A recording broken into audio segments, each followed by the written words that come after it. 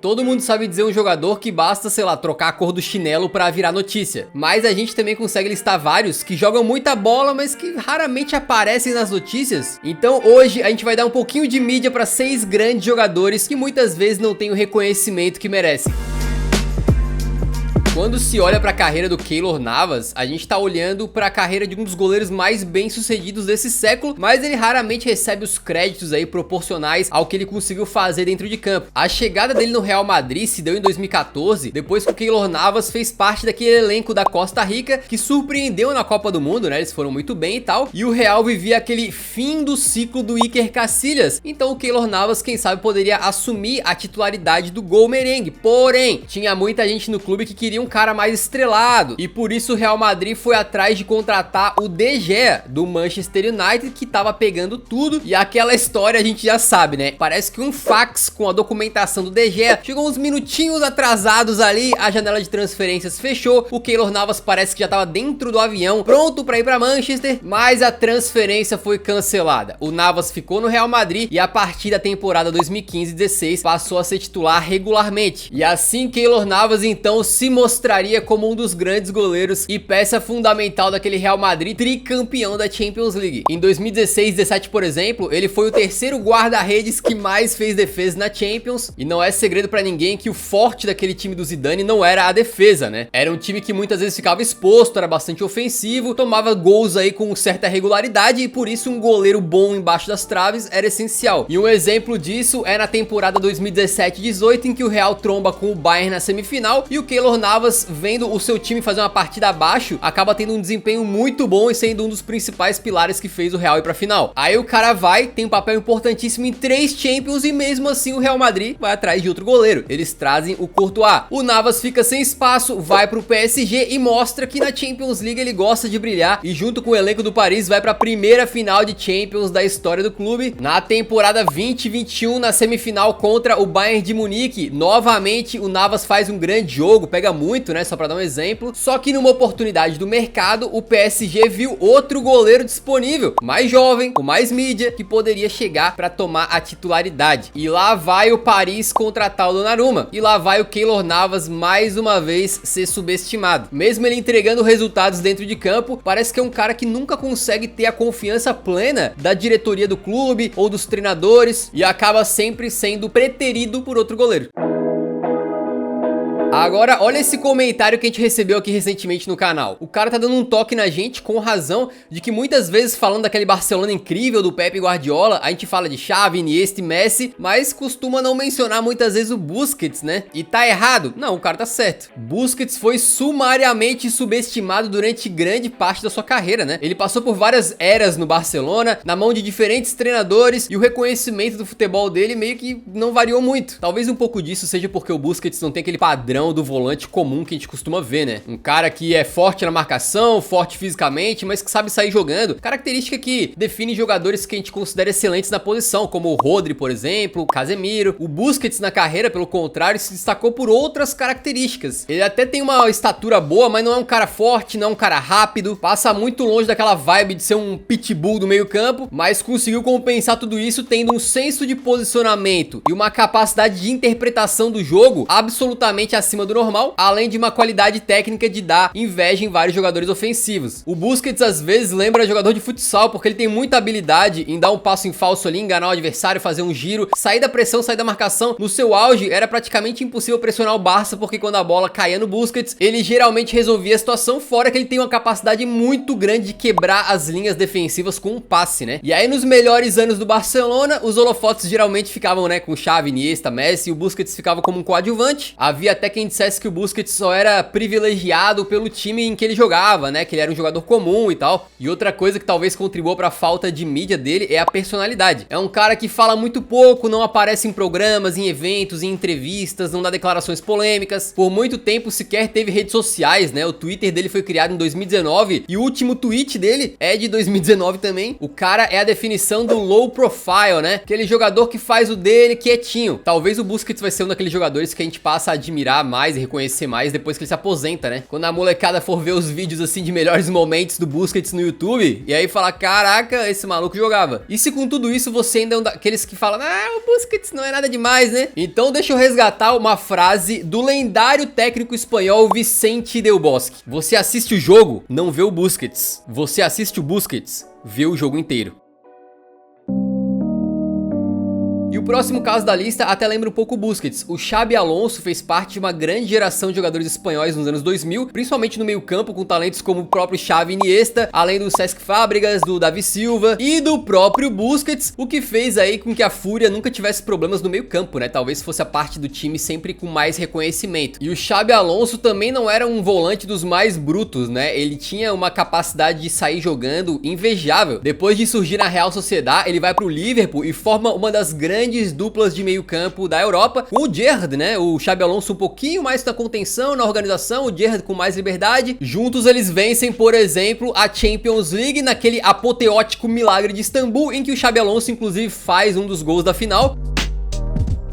E talvez o controle de bola do Xabi Alonso não fosse tão elegante, mas a capacidade dele de bater na redonda e botar ela onde ele queria, transformou ele num dos melhores passadores da sua geração. Especialmente quando o assunto era lançamento longo, o Xabi Alonso era brilhante, né? Fora que também tinha uma capacidade de vez em quando meter uns foguetes de fora da área. Pela Espanha, ele foi peça-chave do título mundial de 2010, sendo inclusive titular em todos os jogos e até sofrendo uma tentativa de homicídio na final, né? No peito dele deve ter até hoje o formato das travas do De Jong, né? E na Euro 2012 também foi campeão, sempre jogando entre os 11. Quando vai pro Real Madrid em 2009, é titular da cabeça de área merengue por 5 anos, participando inclusive das conquistas aí da Champions League de 2014 e daquela La Liga de 100 pontos. E quando você pensa que ele já foi bem em clubes gigantes o bastante, ele ainda vai pro Bayern de Munique, faz uma parceria interessante com o Pep Guardiola e fica por lá até encerrar a carreira. Um craque modesto, silencioso e discreto dentro de campo, mas que por onde passou, e a gente tá falando dos maiores clubes da Europa aí, foi titular, foi vitorioso e lá em 2020 a gente apostou no Xabi Alonso até pra ser um desses jogadores que se aposentam e viram um grande treinador no futuro, né?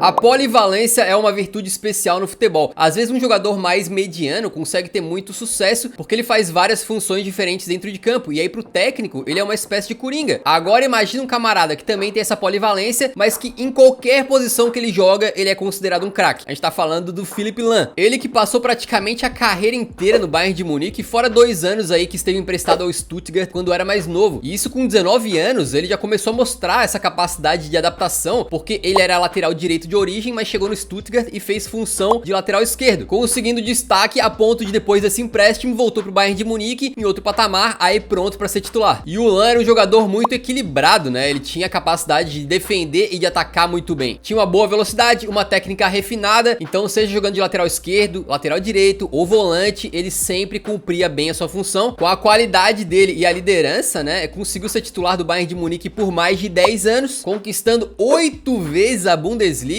incluindo aquela temporada da Tríplice Coroa em 2013 e sendo simplesmente o capitão da Alemanha na conquista da Copa de 2014 e jogando todos os minutos daquela Copa. Infelizmente o Lahm se aposentou com apenas 33 anos, certamente tinha mais lenha pra queimar, e na época o Guardiola falou sobre o assunto. É um dos melhores jogadores que já treinei, pode jogar em 10 posições diferentes sem qualquer problema, porque ele entende o jogo perfeitamente. Guardiola falar assim do cara é pra poucos, tá? Mas quando falamos de grandes defensores do futebol mundial, muita gente esquece do Lahm. Por falar em esquecimento, aqui nesse canal a gente já apelidou o Thomas Müller, também do Bayern de Munique, né, de subestimado de ouro. Ele é mais um jogador que joga muita bola e não tem tanta mídia, só que a gente já falou dele e de outros camaradas em outro vídeo com mais ou menos essa pegada. Então se você sentir falta de algum nome aqui, de repente dá uma conferida no outro vídeo pra ver se tá lá, beleza? E agora vamos pro sorriso mais carismático de todo o futebol europeu. O Kanté é adorável, mas obviamente que não é isso que faz dele um grande jogador, né? Isso porque ele é um monstro em pele de cordeiro. Ele é pequeno em estatura, mas joga como um gigante dentro de campo. Aquele camarada que consegue cobrir todos os espaços do meio campo, volta pra defender, desarma, vai pro ataque e tudo isso sem demonstrar muito cansaço, né? E olha o Kanté feliz numa bicicleta aí. Essa foto anima o dia de qualquer um, né? Não é segredo pra ninguém que o Kanté é o típico jogador de de muita bola, pouca mídia. Ele quase nunca abre a boca pra falar muita coisa, não dá muitas entrevistas, né? Talvez você nunca tenha ouvido a voz do Kanté. Não é um jogador violento, não se envolve em tretas, não dá declarações polêmicas, não costuma reclamar do juiz e também não gosta de aparecer muito, né? Naquela mesma pegada do Busquets, por exemplo. O último tweet do Kanté é de 2019 e no Instagram dele também não posta muita coisa. É um jogador absolutamente discreto que só tem holofotes quando faz o que sabe fazer de melhor, jogar bola. Em termos de carreira, a do Kanté é absolutamente completa, porque ele tem uma parte no início jogando em times mais modestos, ele vai pro Leicester e consegue participar daquele título que é um dos mais improváveis da história do futebol. Aí chega no auge da sua carreira jogando no Chelsea, ganha praticamente tudo por lá, inclusive, por exemplo, é eleito o craque da Premier League 2016-17 e ainda entra pra história como campeão da Copa do Mundo de 2018 como titular absoluto. Na conquista da Champions League em 2021, ele consegue o feito não só de ser eleito o melhor jogador nos 2 jogos da semifinal contra o Real Madrid, mas também na final contra o Manchester City. O que rendeu na época esse tweet aí da querida Marcela Rafael. Eu votaria, hein? Decisivo de forma silenciosa, muitas vezes carregando pianão ali no meio campo para que outros jogadores possam brilhar. E para você ter uma ideia de como o Kanté não é falado o suficiente, e muitas vezes a gente vai falar do Kanté e acaba puxando um pouco para o histórico de superação dele na vida, que a gente contou aqui no canal, né? E não fala tanto sobre futebol, a ponto de ter uma rapaziada que não sabe nem em que posição que o Kanté joga, porque frequentemente ficam comparando ele, por exemplo, com o Casemiro, sendo que o Casemiro é cabeça de área, volante, enquanto o Kanté costuma ser um segundo volante, um box-to-box, um meio-campista que vai e volta e se movimenta muito. Mas o importante é que a gente sabe que 70% da terra é coberta de água e os outros 30% são cobertos pelo Kanté.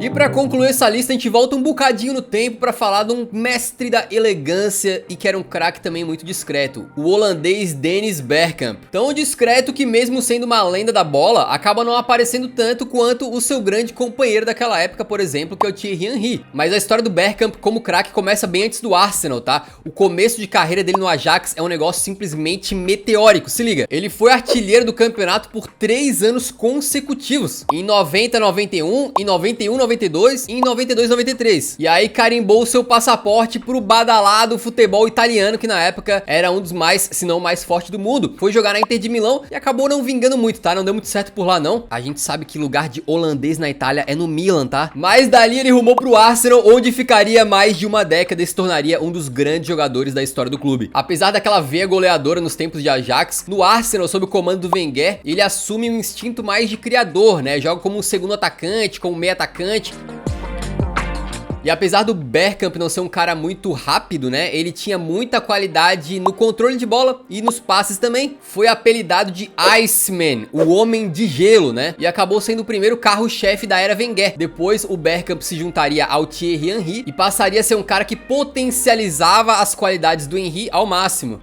Só que nem sendo de gelo, o Bergkamp era imune ao medo. Tem uma curiosidade da carreira dele, é que ele tinha muito medo de voar de avião, tanto que recebeu um segundo apelido ali de holandês não voador. Para muitos jogos ele tinha que viajar de carro ou de trem, enquanto todo o resto do elenco ia de avião. O Bergkamp do Arsenal fazia menos gols, mas geralmente quando ele botava a bola na casinha era golaço. Sério, ele era famoso o artilheiro dos gols bonitos, né? Como esquecer, por exemplo, do tão falado e lendário gol dele contra o Newcastle, que é praticamente impossível alguém repetir. Ele venceu 3 Premier Leagues pelo Arsenal, inclusive aquela invicta, anotou 120 gols pelo clube e foi eleito nada mais nada menos do que o segundo maior jogador de toda a história dos Gunners. E para encerrar esse vídeo com chave de ouro, o nosso brilhante roteirista Yuri preparou versos poéticos sobre o Bergkamp. Talvez o apelido de Homem de Gelo lhe caísse tão bem, porque diferente da chuva, ele causava estrago de maneira muito mais silenciosa, como a neve.